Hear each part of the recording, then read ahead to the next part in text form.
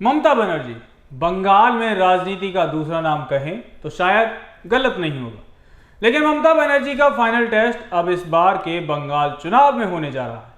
ये वो अग्नि परीक्षा है जिस पर वो अब तक तो खरी उतरती आई हैं, लेकिन इस बार मुकाबला अपनों से है। ये बंगाल की राजनीति का वो रोमांचक मोड़ है जहां कल का रक्षक आज का सबसे बड़ा चुनौती देने वाला बन चुका है। ममता बनर्जी और शुभेंदु अधिकारी की ये कहानी केवल दल बदल की नहीं, बल्कि बंगाल की सत्ता के उस शतरंज की है जहां मोहरे अब पलटने लगे हैं। आइए आज आपको बंगाल चुनाव पर एक और कहानी से रूबरू कराते हैं।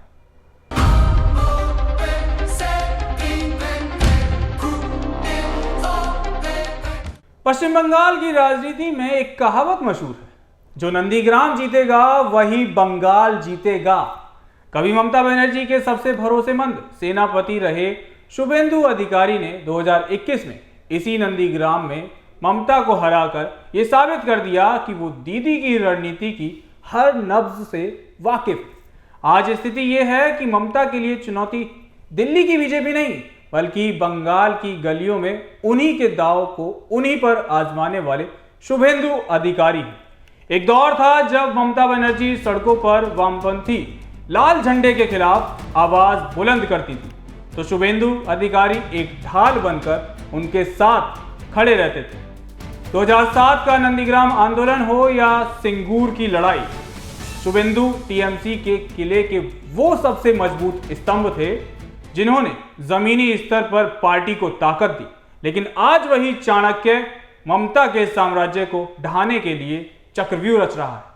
राजनीतिक गलियारों में इस समय सबसे बड़ी चर्चा 77 के जादुई आंकड़े की है। सूत्रों के दावों के अनुसार ममता बनर्जी के मौजूदा 212 विधायकों में से लगभग 77 विधायक बीजेपी के संपर्क में बताए जा रहे हैं। अगर ये विधायक बिना शर्त पाला बदलते हैं तो बीजेपी की मौजूदा 77 सीटों के साथ मिलकर यह आंकड़ा 154 तक पहुंच सकता है, जो बहुमत के आंकड़े 148 से कहीं ज्यादा है। शुभेंदु अधिकारी को दिल्ली से फ्री हैंड मिला हुआ है, साम दाम दंड भेद, लक्ष्य सिर्फ एक, 2026 में बंगाल को भगवा में करना। बीजेपी के शीर्ष नेतृत्व ने यह समझ लिया है कि बंगाल में ममता को हराने के लिए किसी बाहरी चेहरे से ज्यादा एक ऐसे व्यक्ति की जरूरत है जो टीएमसी के संगठन की कमजोरी जानता हो। आइए ग्राफिक्स के जरिए आपको समझाते हैं कि कैसे शुभेंदु को मिली पूरी पावर इसी ओर इशारा करती है। नेताओं की घर वापसी, टीएमसी के नाराज गुट को साथ जोड़ना, दिल्ली से सीधा संवाद, हर बड़े फैसले के लिए शुभेंदु को दिल्ली से हरी झंडी मिलना, संगठन पर पकड़, टीएमसी का एक बड़ा धड़ा अब शुभेंदु को ही अपना स्वाभाविक नेता मानने लगा है।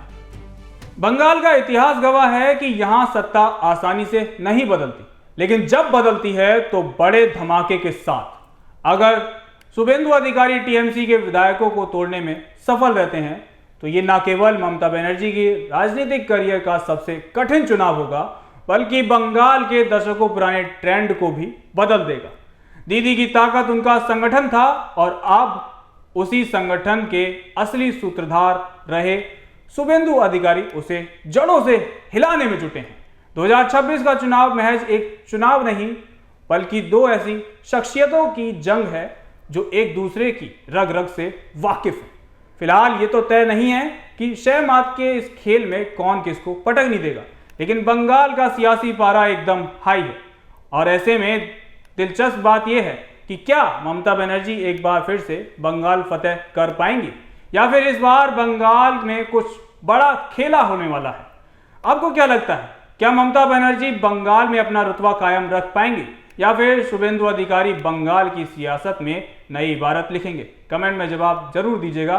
कैमरे के पीछे मेरे सहयोगी मिनाज हैं, मेरा नाम तरुण। जनतंत्र टीवी पर खबरों का सिलसिला यूं ही जारी रहेगा। नमस्कार।